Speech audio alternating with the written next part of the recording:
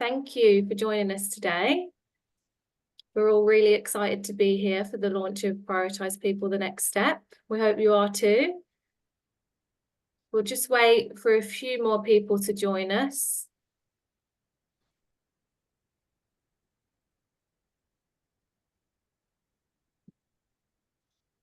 Always nice to see people's faces.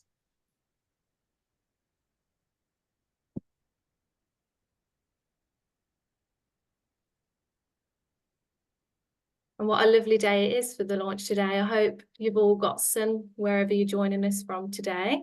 It's lovely and sunny here in London. Here in Edinburgh too.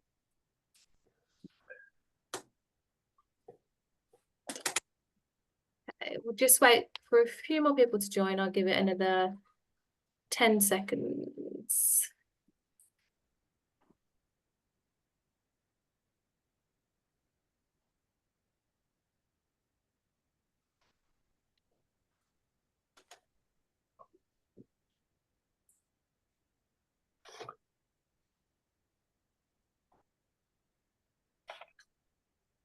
Okay, we'll get started. Hello, everyone. Thank you so much for joining us today. Before we get started, please note this event is being recorded. I am Isabel Deus. I'm a campaign officer here at Business in the Community, and I'm delighted to be kicking off the launch of our fabulous Prioritise People, the Next Step report. So this is really a really cutting edge report that's been created by our wonderful leadership team and with significant support and research from the McKinsey Health Institute. So I'd really like to say a huge thank you to all those stakeholders that have been involved, because it wouldn't have been possible without you and your amazing contributions. So as we know, the pressures of today's uncertain world are increasing, and the risk of employees running on empty is at the top of risk registers. So Prioritise People, the next step, can really be used as a practical guide to help you implement effective wellbeing metrics and interventions. And we have a wonderful range of speakers today who are going to talk us through the report, who have all played a crucial role in creating this innovative report. So we have David Wright, who is Group Chief Engineer and Chief Risk Officer at National Grid. If you'd like to give us a wave, David. Hi, everybody. Who's going to be talking us through how we have got to the sequel of the Prioritise People report. We'll then move on to Barbara Jeffrey, who's co-leader of Healthy Workforces at McKinsey & Company, who's going to demonstrate why this approach works. We've then got Louise Blanchett, who's the Wellbeing Manager at Mott MacDonald, who's going to share an example of how her organisation has practically applied this approach. Then we'll move on to Kate Hinder, who's a wellbeing lead here at Business in the Community, and she's going to share some great examples of how she's seen organisations improve their wellbeing approach. We'll then move on to a Q&A section where we really encourage you to ask any questions you have for our expert speakers, and we'll then be closing with some key calls to action. So before we get started, we're going to do a quick interactive question. So for those of you with a smartphone, you can scan the QR code, or if not, you can enter the code with the hashtag at the bottom at slido.com. One of my colleagues is going to kindly post the link in the chat too, in case any of you have any problems with that. So we'd really love to hear from you what the biggest challenge your organisation is currently facing to implement wellbeing interventions and metrics.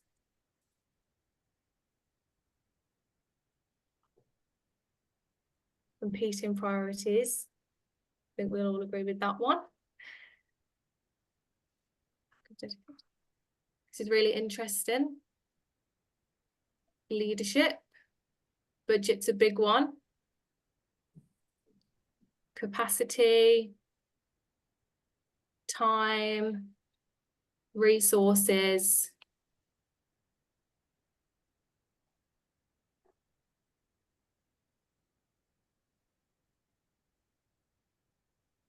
Evidence. Okay, great. So it feels like the key themes here are capacity, time, resources, leadership. So actually a lot of things and accurate data, but it's great to understand some of your challenges, and hopefully by the end of this event, you'll feel really equipped to tackle them. And again, please make use of our Q&A section to get advice from our experts as well on this. So we'll now move on to how we got here. So David is going to talk us through this part. So David, we're just over a year on now from Prioritise People, Unlock the Value of Thriving Workforce. Could you quickly give us some context on how that report initially came about? Yeah, I'd love to, Isabel, and welcome to everybody on the call this morning. So, as you've just done there, Isabel, if we sort of go back a year, we did this big piece of work on the first Prioritise People report, which was all about unlocking the value of a thriving workforce. And that report looked at the value proposition of taking a completely different approach to well-being. Now, many organisations at the time, including my own, we're really, looking and thinking about well-being from a reactionary approach, supporting people when they get ill and helping them get better, looking at absenteeism data. But a number of us thought, well, what if UK business took a very different approach? What if we took a proactive approach and really keeping everybody healthy and helping them thrive whilst in their jobs? So what the science-based report that we produced showed is that UK business could increase their profitability of somewhere between £4,000 to £12,000 per year per employee. It is just absolutely huge when you actually look at a science-based approach to the value that could be created. And this is by doing the right thing at the end of the day, of really prioritising and helping our own individuals and peoples in our organisations. And that equates to somewhere between 6 to 17% of UK GDP. That is how big the size of the opportunity is if we can create this environment where employees can thrive. And it's such a big value pool because it covers things like attraction, retention, productivity improvements, presenteeism improvements, whilst also avoiding significant recruitment costs. Every time we change an employee, you probably got 6 to 9 months of somebody getting ready to leave and then the new person starting up. You add that up, it becomes a very big cost, as well as the absenteeism costs.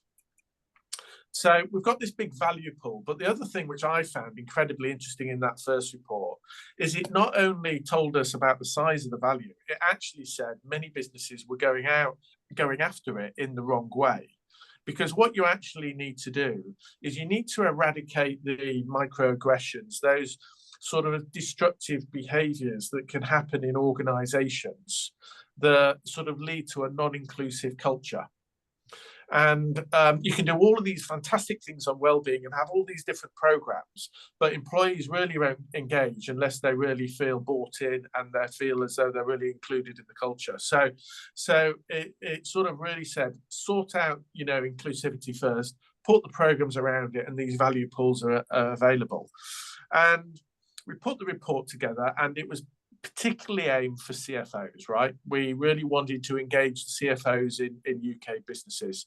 And we got a huge amount of engagement, a lot of interest, loads of downloads of the report. But the sort of challenge we had coming back from a lot of the CFOs was that in reality, it's only theoretical value unless you can operationalize it, unless you can make it real, unless you can measure it. So we thought, you know what, they are exactly right. So we took on the challenge. A number of us started working again together on this new challenge, BITC, McKinsey Health Institute, and a number of, really committed senior business leaders, as you said, Isabel, and really thinking about how do you actually operationalize the value? How do you make it practical in all of our organizations? And let's remember, those organizations, some are big, some are small, so there's different size, different complexity, and also different maturity on everyone on their wellbeing agenda. So we've done the work, we've produced the report, we've got a way of doing this now, and we're all incredibly motivated because we know if we can really crack this, put the value on the table, we can move it from theoretical to real and really improve the happiness of employees right across the UK. So with that, I'll hand back to you, Isabel. Thanks so much, David. Yeah, and some really powerful stats there, and completely agree about the importance of the microaggressions and inclusion piece. So as you said, the initial report was targeted at chief financial officers. So who is this new report relevant for? So this new report is really relevant for all health and well-being practitioners, actually, if you will, to really think about how do you actually set a strategy and then measure it and develop that the dashboard of metrics, where you've actually got metrics both leading and lagging, which are directly linking to all of those value pools that you want to prioritize for your organization and you want to go after. So all of the people in health and well-being teams, or people who want to create that opportunity for their organization, and then the key thing, I think, is then having that conversation with the exec teams, with the C-suites, in individual organizations, to say, remember that value we spoke about a year ago, that is now on the table and we can go after it. That's great. Thank you, David.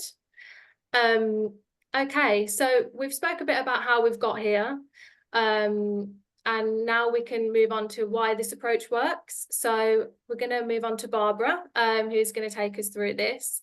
And Barbara, this report is set up a bit differently to our usual style of report. So could you tell us a bit about this and why it's structured in the way that it is?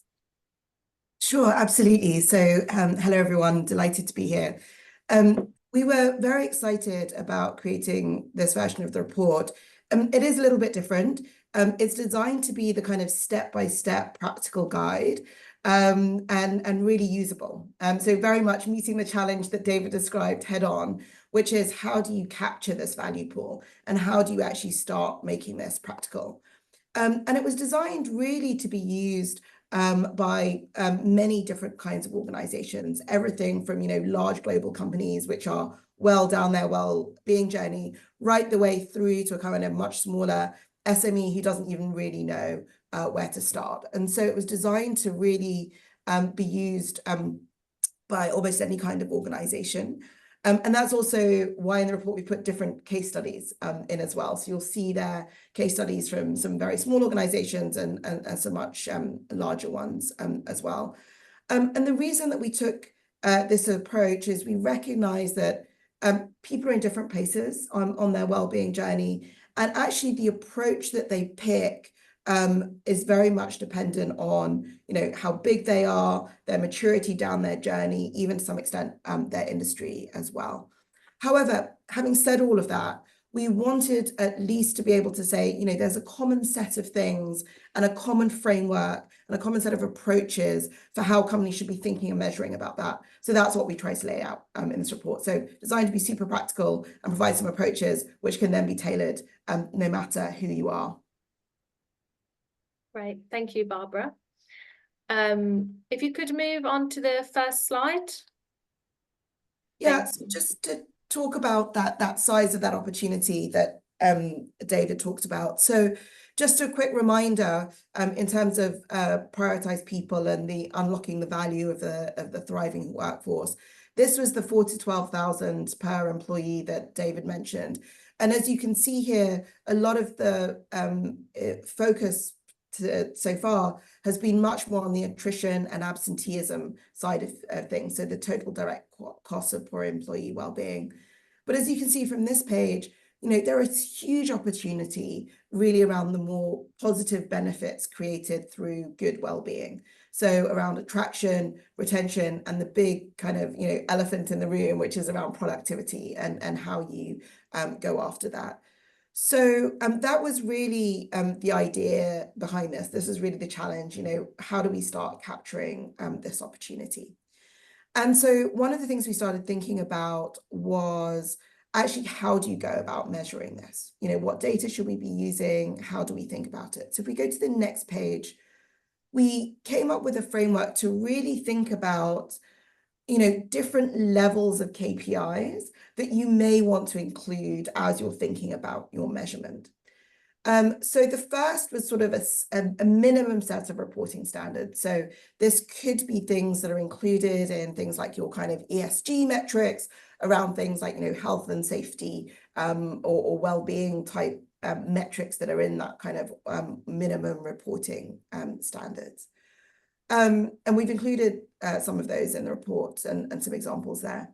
We also said, actually, it would be really interesting to add some KPIs to actually measure those business case levers that we just talked about. So how would we actually start thinking about things like, measuring absenteeism, which is a bit easier to measure, right the way through to things like, attraction or attention, which are a little harder to measure. So how do we actually get some KPIs to actually measure that business case? And then the final level, depending on how deep and mature you really want to, how mature you are and how deep you want to go. Some of those things where, that actually reflect the underlying drivers of health. So we know from our research at McKinsey Health Institute that some of those workplace behaviors that David were referring to can actually, describe a lot of the negative variance in outcomes. But we also know that there's some really positive things that you can do to kind of move to those kind of much more positive outcomes, things like, creating a real sense of kind of inclusion and belonging, building self-adaptability and resilience, etc. So those things become, much more important. And so depending on your level of sophistication, we set out a framework to really think about what are these different types of interventions. We also, these different types of KPIs that could measure the starting point and also the effectiveness of the interventions. We also thought about the degree to which you could create some kind of lagging indicators, so you could measure what has happened in the past, as well as some of those kind of more proactive, forward-looking measures that would help prevent some of those outcomes. And so with that, our recommendation in the report you'll see is creating a tailored set of kind of KPIs in a sort of dashboard that you measure over time, that you can use as your starting point, and that you can spend some time, monitoring and then testing interventions against to see the improvement. And so in the report, we've included an example of what that KPI dashboard could look like. Again, this is not designed to be prescriptive in any way. You should design a dashboard based on what is helpful for your organization, but it's designed to at least give a starting point and an example for those who might want to take a look at it. And it's designed to give a kind of very well-rounded overview of the health and well-being of employees, and also to allow you to track the effectiveness and the value of the investment that you're making. So if we go to the next page, this just gives an example of that dashboard. So you'll see in the different colors there, the three different types of metrics that I talked about. What's a kind of minimum reporting standard, what could be a business case metric, and some kind of those underlying drivers of health metric. And you'll see there, the outcome as linked to the business case in there. And we've just included some sample metrics here around, things that you may want to do. So under attrition, we've included things like the incidence of work-related injury or ill health, and employee turnover due to well-being. So some very simple metrics in there. On absenteeism, it's things like days lost to work-related injuries, and then the occurrence of individual health risks. So that might be much more familiar to people. And again, we've included some kind of lagging and some leading indicators behind each of those. And then on the more difficult ones, we've included some other examples in there. So on presenteeism and productivity, things like hours worked versus total revenue, or participation in performance reviews, and then some of those underlying drivers, such as kind of work pressure. So we've got some underlying research and some questions around how to measure some of those things. And those are related also to things like the employee well-being outcomes. So as I said, this is designed just as a thought starter.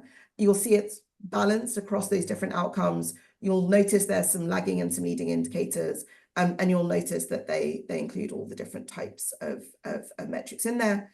And then the whole idea is that you may want to include things like, trend versus last quarter, if you're doing it yourself. And then if you are able to or interested in benchmarking against others, you can think about how are you benchmarking against others. And there are a whole bunch of tools out there, including some of our MHI research, but a whole bunch of others, including the things that BITC are measuring that allow you to then see how you're performing against whichever benchmark you pick. So hopefully that gives you a bit of a flavor. Just to round this out, a couple of kind of guiding principles for implementing whatever KPI measures you choose. So if we flick to the next page, just a few things as you're really thinking about that. The first is really thinking about your data requirements. So, what is the data that you actually want to collect?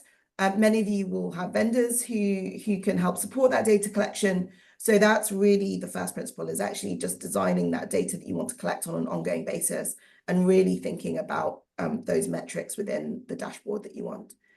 The second is then establishing a regular reporting cadence. So it's really, great that you have a dashboard. It's not great if you don't use it or really think about how to use that to drive decision making. So having that regular reporting cadence, and then 3, building that leadership accountability to really start taking action against that is really important. And then the idea is that you can then use this to test interventions and see how your metrics are changing. So that's the part 4 about showing the impact of the work. So really thinking about, when we try things, how's that showing up in our KPIs? And the whole final principle is really just this piece around, this isn't designed to be kind of an exercise in super detailed metrics that, measure perfection. This is really about having a starting point that's relevant for you and your business. So if you're a small company, you might have a very simple dashboard with kind of 3 or 4 metrics. If you're a much larger company, you might have something much more sophisticated. But the whole idea is it's designed to be achievable. It's designed to be relevant for your business. And my final message would be, it's better to start somewhere rather than do nothing. So, this is designed very much with that in mind. So that was it for me, Isabel. Back over to you. Great. Thank you so much, Barbara, for giving us such a comprehensive overview of the key frameworks within the report. It's really, really great to hear. And so we've spoken about why this approach works. So we'll now move on to how we can practically apply this. So we have Louise with us here today. Thanks for joining us, Louise. And could you give us an example of how Mott MacDonald have approached measuring employee health and wellbeing? Absolutely. Hi, everyone. I'm Louise Blanchett. I'm the Wellbeing Manager for Europe at Mott MacDonald. I'll give a bit of context about Mott MacDonald because I think some of the numbers that I explained today probably need that background context. So Mott MacDonald is a global engineering, management and development consultancy. And as I said, I look after Europe, which is approximately 8,000 colleagues. As a business psychologist, being evidence-based and data-driven is really fundamental to the work that I do. So I'll take you on a bit of a journey today in regards to the journey I've had at Mott MacDonald. So I joined 3 years ago.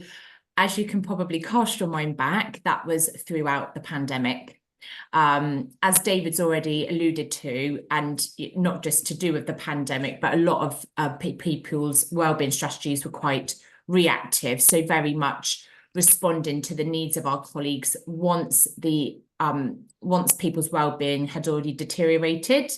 And that's exactly what was happening at Mott MacDonald. So I joined during the pandemic, which meant that our strategy was very responsive to people's needs at that time. It was very reactive.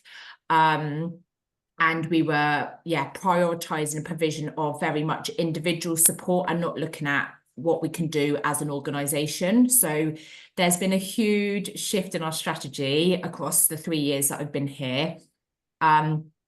We very much knew that the emphasis needed to change from a reactive to a preventative and proactive strategy. So our initiatives have really changed over the last 3 years, as we know, and as the reports out there suggest that the best value for our colleagues and our organisation is based on those proactive initiatives.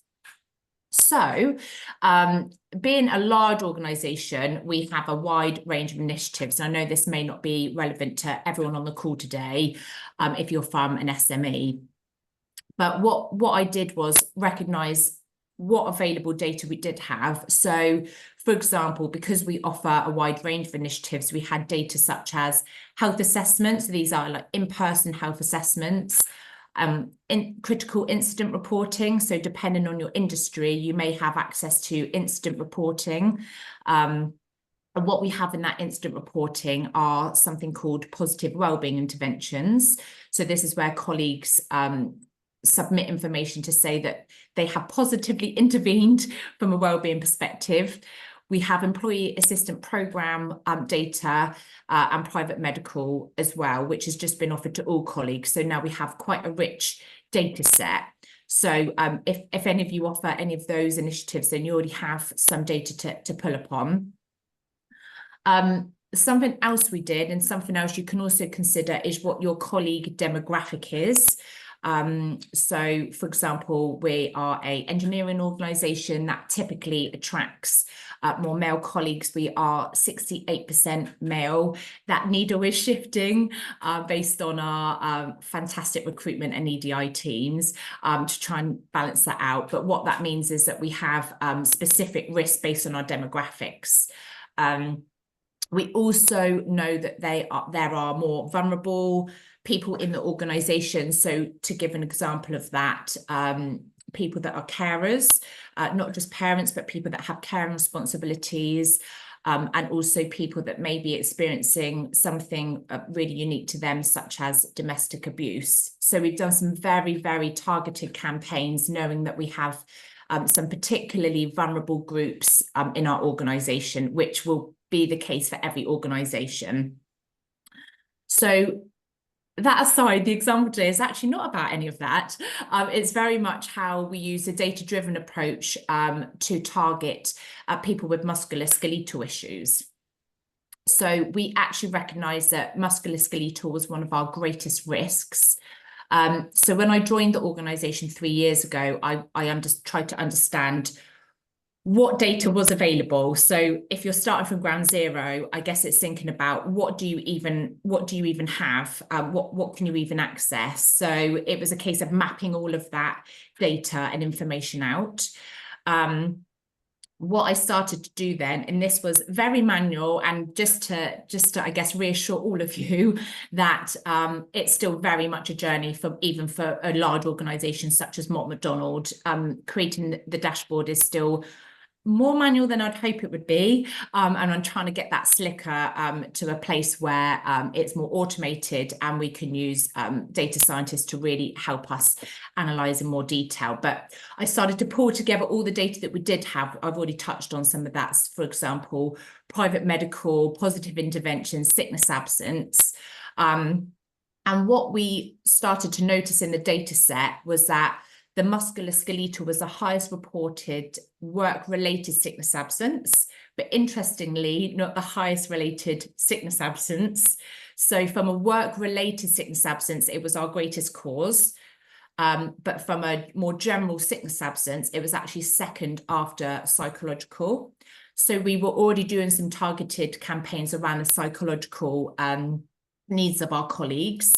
But then we started to see this trend coming through around musculoskeletal, and we started to see an increase in the reporting.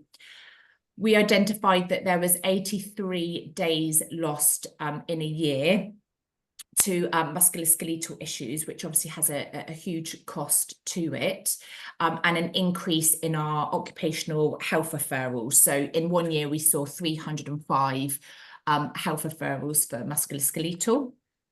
And as I said earlier, we also have the positive interventions that can be submitted by our colleagues. And in 1 year, we saw 503 that were submitted that mentioned musculoskeletal pain or problems.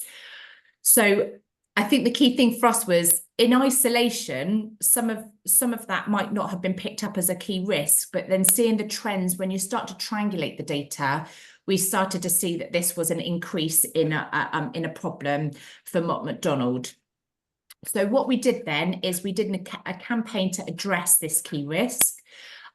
We created some key messages of how people can support themselves to do with preventative measures of how people can look after themselves from a musculoskeletal perspective. We promoted our display screen equipment, or also known as DSE training, and we also created a really preventative webinar, also looking at what you can do if you have the problem. But as I suggested earlier, that's still quite reactive. So what can people do from a preventative perspective as well? We did a huge engagement campaign and exhausted every avenue possible, as you do when it comes to your campaigns, such as using our Viva Engage, or also known as Yammer, our internal communication, basically our internal communication avenues. We also have a wellbeing community, so that's made up of mental health first aiders and wellbeing champions, and we ask them to not only promote all of these resources, but also do some local campaigns. So for example, people brought in yoga instructors, and they did all sorts of different activities, such as watching the webinar together in the office, yeah, just to name a few examples.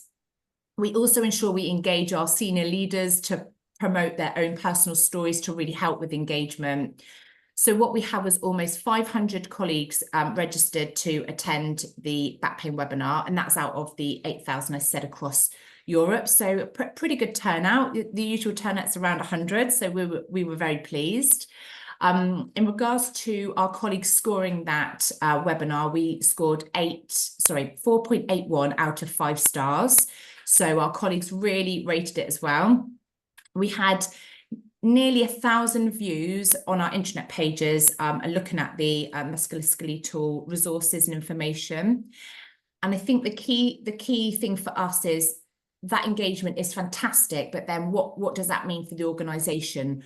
What we found is our sickness absence actually decreased in 23 to an average of 4.5 days per employee, compared to the 5.15 days in 2022. So we actually saw a decrease in our sickness absence, which obviously is what we're all aiming for. We also saw a huge increase in our DSE training. So we saw, this is globally, but over 20,000 completions compared to 15,000 a year before. So an increase in 5,000, which is fantastic. So to conclude, just to say then, recognising that a wellbeing strategy will only make an impact if it's truly relevant to the people it's created for. Our approach of using multiple data sources to develop a series of targeted awareness raising campaigns and a suite of support options is already making a really positive difference, and that's within the space of about 2 years. And we really believe that these organisation-wide early interventions are the most effective way to empower, protect and support the health and well-being of our people. So I think that's it for me. So thank you so much, Louise. That was fantastic. And I really, really like how, you know, you put so much emphasis on the data and how important that actually is to create these targeted initiatives. Before we move on to Kate, you covered a lot of ground there. If you were able to give one piece of advice to the audience who were just starting on a wellbeing initiative, what would that be? Oh, that's a good question. I would say think about what data you have available. If you're feeling out of your depth in regards to analysing that data, something I've done is commissioned and tried to pin down one of our graduate data scientists. I did my master's a very, very long time ago, so I wouldn't say that I'm an absolute guru. So I've actually tried to then get the in-house expertise and ask for some of their time to support me through that journey of improving our data. So I think it's understanding what you have available and then working out what best to do with that. And if that's not comfortable being you, can you invite someone to support you? Thank you so much, Louise. Great to hear from you. And Kate, we'll now move over to you. So could you give us some examples of organisations that have improved their approach to wellbeing by moving from the tactical to the practical? Thanks, Isabel. And yeah, I mean, I think Louise gave such a fantastic example there of the turning well-being into a science as well as an art through the use of good data. You know, yeah, thank you. You've done my job very well for me, Louise. So that's magic. I mean, what I would say is that I recognize the starting point that you came from lots of organizations that I've worked with over the years I've been in this this profession, and also from the businesses that have used the Workwell self-assessment tool. So we have this lovely Workwell model, and it's designed to help you understand all the elements of workforce well-being that you need to consider in order to look after your colleagues holistically. And what we discovered from that is that organizations are very strong when it comes to, for example, providing the specialist support. So as you said, Louise, you know, when things aren't as they should be, when folks become unwell, lots of organizations are very good and very strong in that space. But what we also know from that is that we need to understand a bit more about, well, what can we do, as we've said previously. I think it's this understanding, well, what is it, what are the drivers behind people becoming unwell? So life happens, we all know that, and providing good provision for your colleagues when life happens to them is really important. But also understanding what work looks and feels like every day and what we can do to improve that experience. So getting ahead of fixing folks when for whatever reason they become unwell, and moving that into a different space, as you said. So, you know, Desmond Tutu said it beautifully, which is, you know, we need to stop fishing people out of the river and find out why it is that they're falling in. That's what we need to fix, right? And we can't do that without data. We can't move. So we understand the what with data, we understand the why with data, and then from there we can move into the how. So what are we going to do differently? And we also know from the work that we've done using, by the way, there's so much more to come on the Workwell self-assessment tool and what we've learned there in October. So watch this space. But from that, we find out, for example, that lots of businesses feel that they have more room for improvement when it comes to that sense of inclusion and belonging, which is, you know, and that fits, Barbara, with what you were talking about. It fits Louise, David, with everything that you've described. So we're finding that when we talk about the businesses that are, you know, that we're working with and who we're supporting.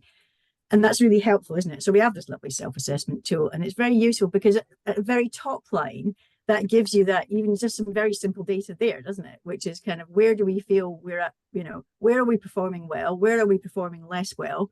And then what are we going to do about it? What Barbara said there about, you know, you need to establish your baseline, you then choose your interventions, you work out what it is you're going to do about whatever you found, and then you can measure impact afterwards. So data becomes essential. I mean, I think there are a number of organizations that I think I'm really pleased to work with.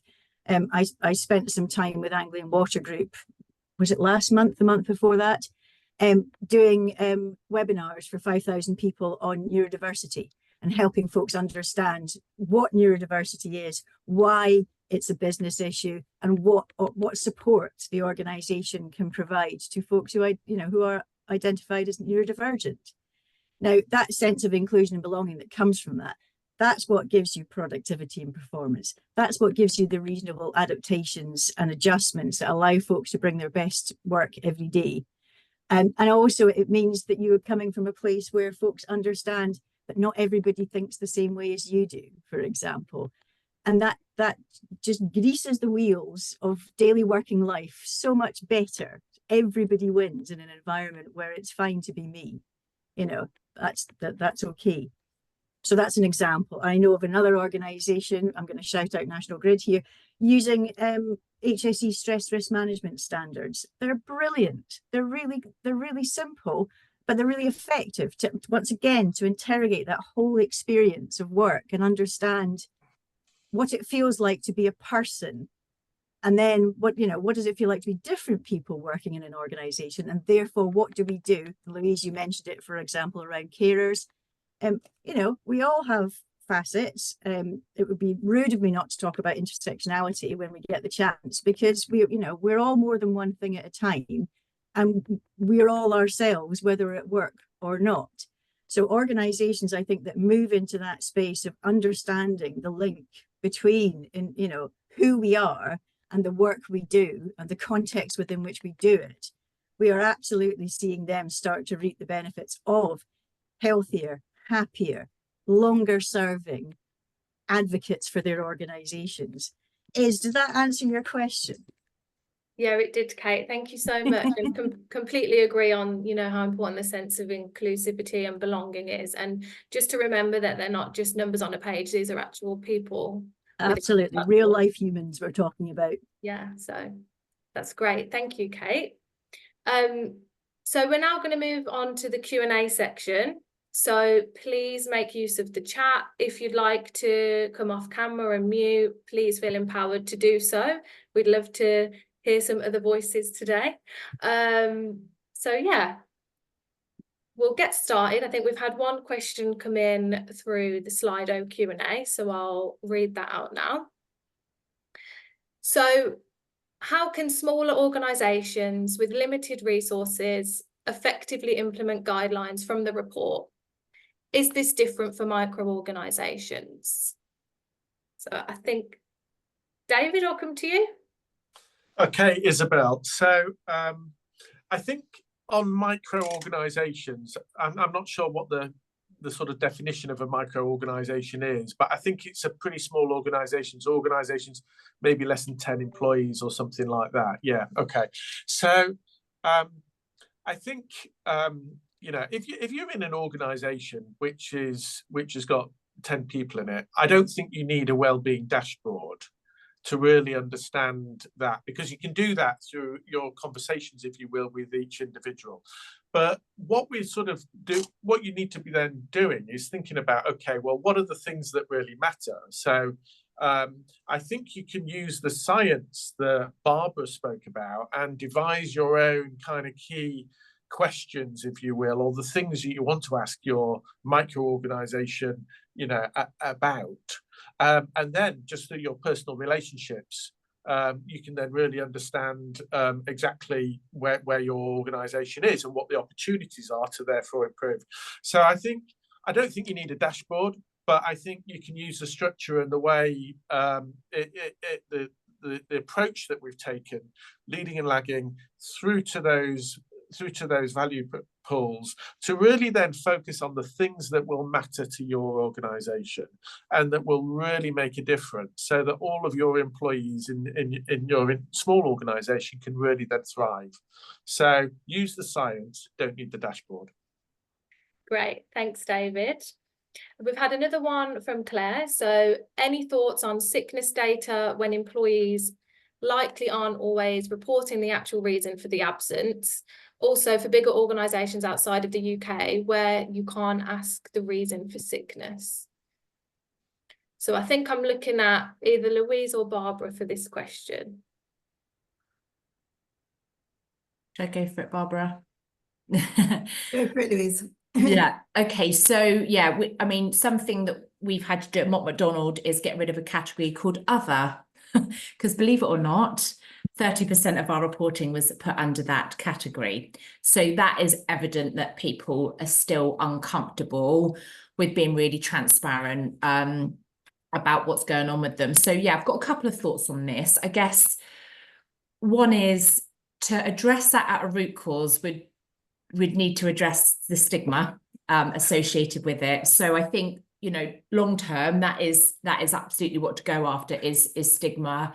And I guess people feeling confident that there won't be repercussions if they put something down that's psychological, for example. Yeah, in regards to something else I did then at Mott MacDonald, when I was talking about all that data, each year what I do is not only look at our internal data, but I do actually compare that to external data as well. So for example, what is CIPD telling us? What else is coming through in our health trends from a country perspective? So I actually compare internal with the external data to make sure that we're targeting the right thing on I guess a country level. And And I'd do the same again then, so looking after Europe, I know, for example, in France, you can't legally ask why someone has been off sick.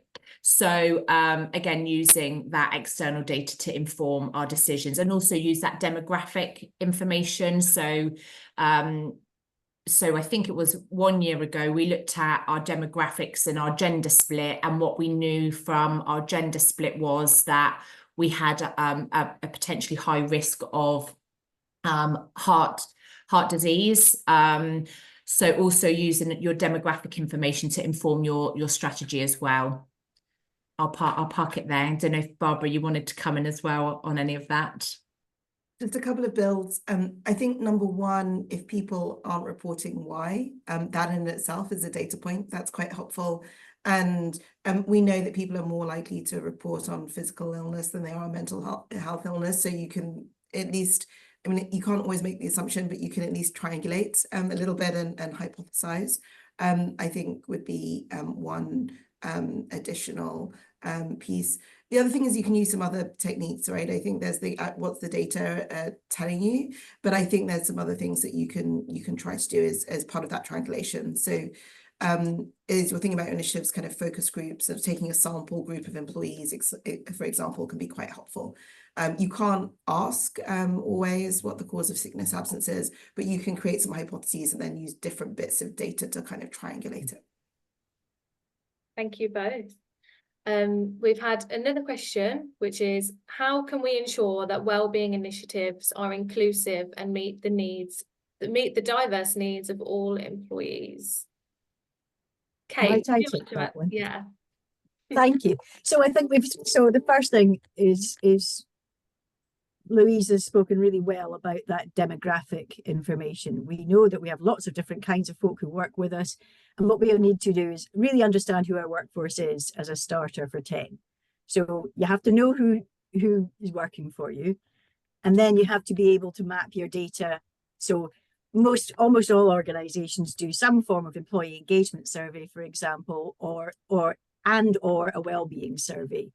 And it's incredibly powerful to be able to understand if there are marked differences between different kinds of folk that work for you in how they experience being at work. And we certainly find that when we look at inclusion and belonging.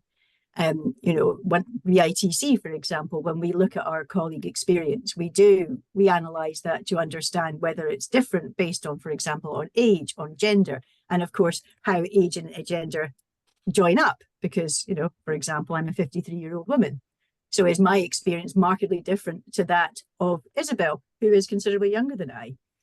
So there's lots of ways in which we can find out a bit about, and also, sorry, the daft thing, we need to talk to the folks who work for us. We need to find ways of making sure that the experiences of lots of different people are captured and elevated to the boardroom, because that's where the decision making happens. So finding ways, we do loads of listening circles, and as that kind of trusted third party, Barbara, to your point about focus groups, we spend a lot of time as a trusted intermediary listening to the experiences of folks who perhaps don't always get heard as often as other colleagues, and safely bringing that information to executives so that they can then understand what's happening, because we're back to that thing, isn't it? We need to know what the what is, and we need to know what the why is before we can then do the how, which is what are we going to do differently and how are we going to make things better. So listening is absolutely fundamental. And data. Here we are again, measuring what matters. Thanks, Kate. We've had another comment in the chat, but I think it's more of a comment rather than a question, but I'll just go over it. So something I'm particularly interested in is how we can balance physical fitness with mental health. I love the work with musculoskeletal issues related to the role, but also interested to know if any work is done around the wider health markers. For example, I believe it's around 64% of the population are living with obesity or classed as overweight. That, combined with minor illness being the largest cause of sickness absence, there could be some valuable gains made by improving overall health markers in our workforces. Isabel, I might just, oh, sorry, David. Go on, Louise. You jump in. I was just going to say, yeah, so I think that's a really good point. So, we're really lucky at Mont Donald that we offer health assessments. So we actually have the data that tells us of those people that have attended those health assessments if we have got obesity risks, blood pressure, etc. So on that, we can then do the really targeted campaigns around that. So actually, something that came out from the previous health assessments was around a risk of diabetes. So we're just about to launch a campaign on that. So yeah, sorry, David, I'll hand over to you now. I just wanted to say that, yeah, absolutely, you can do those really targeted campaigns as well. Yeah, all I was going to add to what you were saying there, Louise, is in our experience, what we really want to do is we want to create an environment in our organisations in National Grid where our employees' health is advanced, it's improved, they're you know, as a consequence of working for us, and not go the other way. So, for example, on some of our construction sites, we've put five-a-side football pitches in, and we've actually put some gym equipment on site, if you will, when we've got a lot of people together, large construction sites and other things going on as well as in our main offices and depots. And so, but it's also about people development. It's about people feeling as though that they can grow and advance, both mentally, physically. So it is about putting all of this environment together. And when you do that, I think that's when the magic can start to happen. I also love the questions. I just wanted to say, Isabel, just to finish off and round up, I just love the questions because a lot of those questions are really coming back to inclusivity. And, you know, you get better data. All of Louise's fantastic points, you get better data when you've actually got people in your organisation who feel like it is safe to say. They feel as though they can have a voice and they feel trusted by their line manager or their organisation. So all of these things come together and you can measure them through the approach. Just to add on that, David, one final point. I know a lot of employers are taking action. I also wanted to highlight another good case example is what Novo Nordisk are doing, and obviously they make this is an issue close to heart, given that they actually make some of the medications around this piece. But I think many of the things that David was talking about, they also have a commitment to making sure their employees are very focused on health and well-being, and they do everything, you know, as Louise said, around things like health assessments and supporting on physical health side as well. So I only echo what David said around that. We're also doing our own research into this, so hopefully we'll have a report out towards the end of the year, beginning of next year, as well, looking at kind of physical health and things that employers can do around that. So and I think there's kind of other people putting in comments in the chat as well around what they're doing around this as well. So that was it. Fab, thank you. And thank you all for answering those questions so well. We'll now pull up the final Slido question. Annette, if you could just pull that up for me. Perfect, thank you. So we'd love to hear from you if after today's session you feel inspired and equipped to implement effective wellbeing interventions and metrics.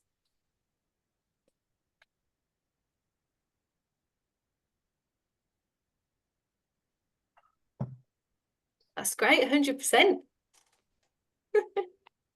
Magic.